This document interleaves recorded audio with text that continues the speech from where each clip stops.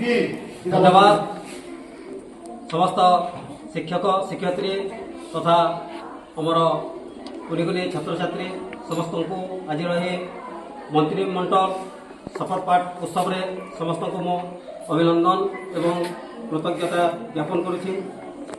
आज आमर विद्यालय स्तरीय जो मंत्रिमंडल गठन कर जो मैंने मंत्रिमंडल रे मनोनीत होती मो शपथ पाठ ग्रहण करने जड़े पर जड़े आमंत्रण करुछि।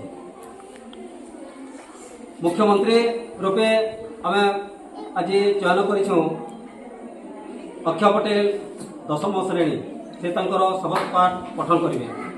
मो अक्षय पटेल श्रेणी 10म विद्यालय गुरुजन आशीर्वाद नहीं शपथ करुँची जे मो निष्ठार सह मत दि जाइथिबा कर्तव्य को संपादन करी विद्यालय पाए गुरुजन द्वारा निर्धारण करा जाइथिबा नियम को निजे पालन करी तथा अन्य भाई भौणी मानक द्वारा पालन कराइबी। जय हिंद। उक्त पर्याय पाइछो उपमुख्यमंत्री श्रेया साहू 9म श्रेणी से शपथ पाठ ग्रहण करेंगे। मु श्रेया साहू श्रेणी 9म विद्यालय गुरुजन आशीर्वाद नहीं शपथ करुअछि जे मु निष्ठार सह मते दिया जाइथिबा कर्तव्य को संपादन करेबी विद्यालय पाए गुरुजन द्वारा निर्धारण करा जाइथिबा नियम को निजे पालन करेबी तथा अन्य भाई भौणी मानक द्वारा पालन कराइबी। जय हिंद।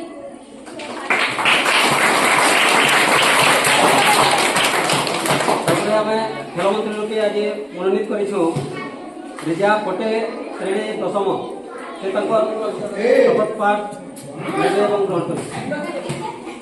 मु रिजा पटेल श्रेणी 10म विद्यालय गुरुजन आशीर्वाद नहीं शपथ करुअछि जे मु निष्ठार सह मते दिया जाइथिबा कर्तव्य को संपादन करिबी विद्यालय पाए गुरुजन द्वारा निर्धारण करा जाइथिबा नियम को निजे पालन करिबी तथा अन्य भाई भौणी मानक द्वारा पालन कराइबी। जय हिंद।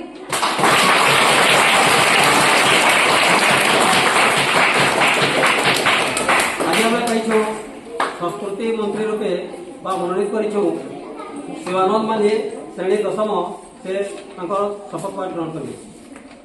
मु शिवानंद माली श्रेणी 10म विद्यालय गुरुजन आशीर्वाद में शपथ करुँची जे मु निष्ठार सह मत दि जाइथिबा कर्तव्य को संपादन करी विद्यालय पाई गुरुजन द्वारा निर्धारण करा नियम को निजे पालन करी तथा अन्य भाई भौणी मानक द्वारा पालन करी। जय हिंद।